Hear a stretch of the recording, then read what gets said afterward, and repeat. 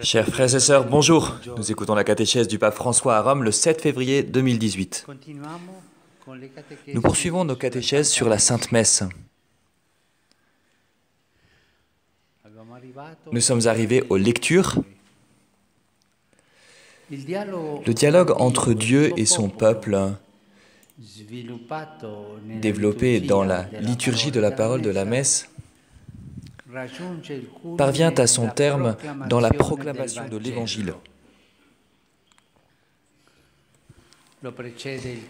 Elle est précédée par le chant de l'Alléluia ou bien au carême une autre acclamation par laquelle l'Assemblée accueille le Seigneur qui est sur le point de parler dans l'Évangile.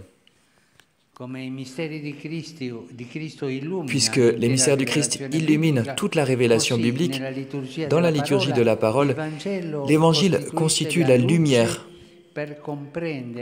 pour comprendre le sens des textes bibliques qui le précèdent, que ce soit de l'Ancien ou du Nouveau Testament. En effet,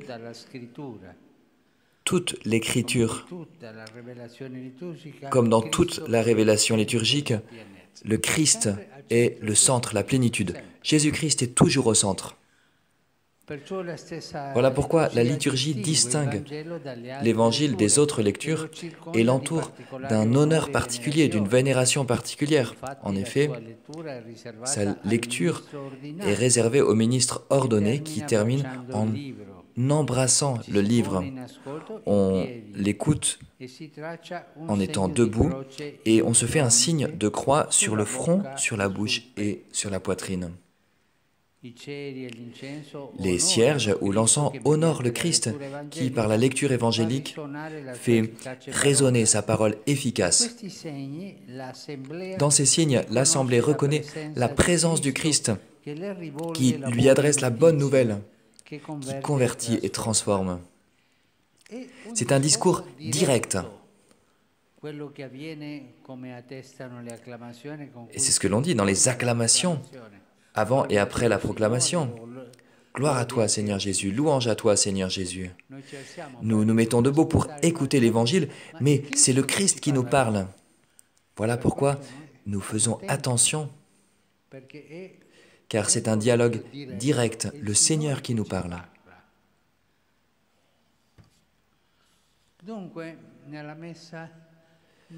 Dans la messe, donc, nous ne lisons pas l'Évangile. Attention, nous ne faisons pas que lire l'Évangile pour savoir comment les choses se sont passées. Non, nous écoutons l'Évangile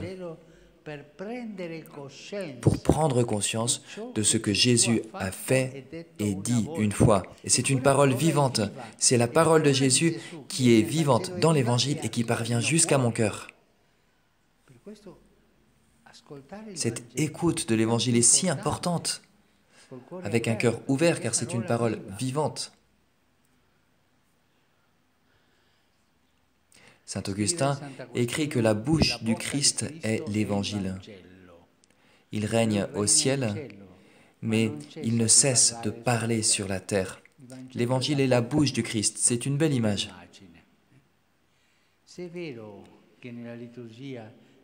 Il est vrai que dans la liturgie, le Christ annonce l'Évangile. Aussi, en participant à la messe, nous devons lui répondre.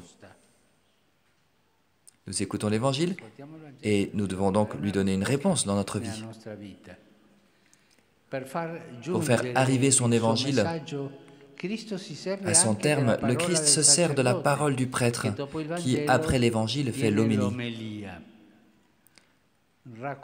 qui est très vivement recommandée par le Concile Vatican II comme une partie intégrante de la liturgie.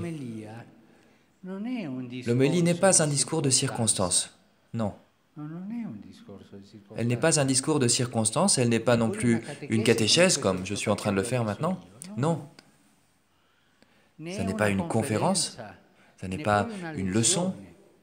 L'homélie est quelque chose d'autre. L'homélie est une reprise du dialogue qui est déjà ouvert entre le Seigneur et son peuple pour qu'il trouve son accomplissement dans la vie.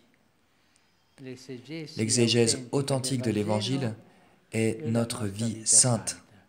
La parole du Seigneur termine sa course en s'incarnant en nous, en se traduisant en œuvre, comme cela a eu lieu chez Marie et chez les saints. Souvenez-vous de ce que j'ai dit la dernière fois.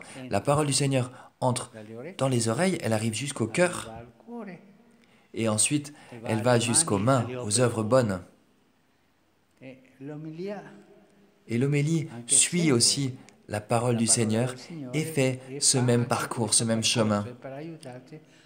Elle aide à ce que la parole du Seigneur arrive jusqu'aux mains en passant par le cœur.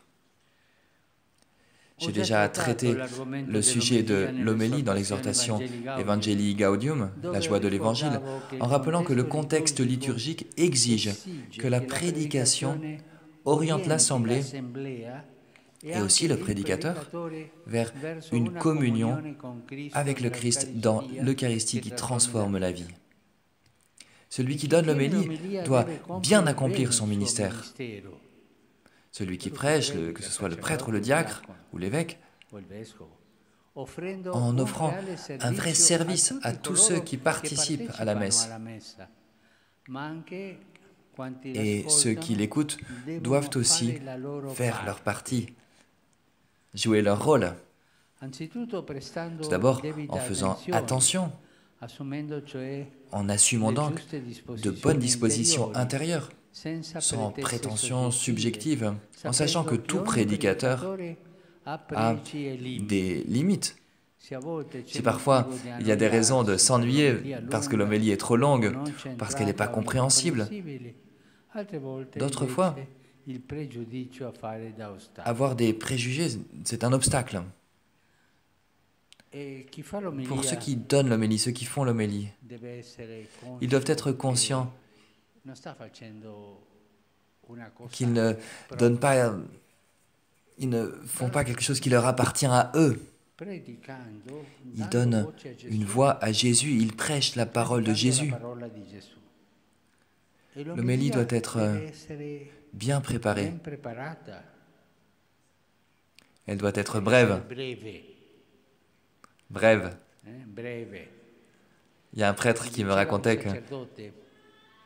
qu'un jour il était allé dans une autre ville où se trouvaient ses parents. Et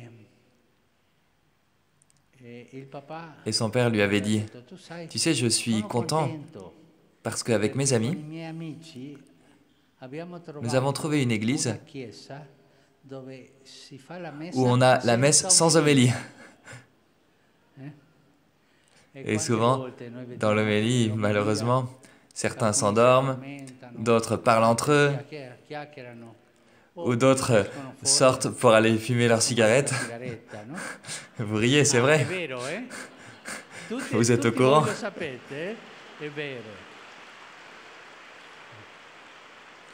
Alors, s'il vous plaît, l'homélie doit être brève, mais bien préparée. Et comment fait-on pour préparer une homélie, cher prêtre, diacre, évêque? Comment fait-on pour préparer une homélie? Eh bien, par la prière, l'étude de la parole de Dieu, et en faisant une synthèse claire et brève.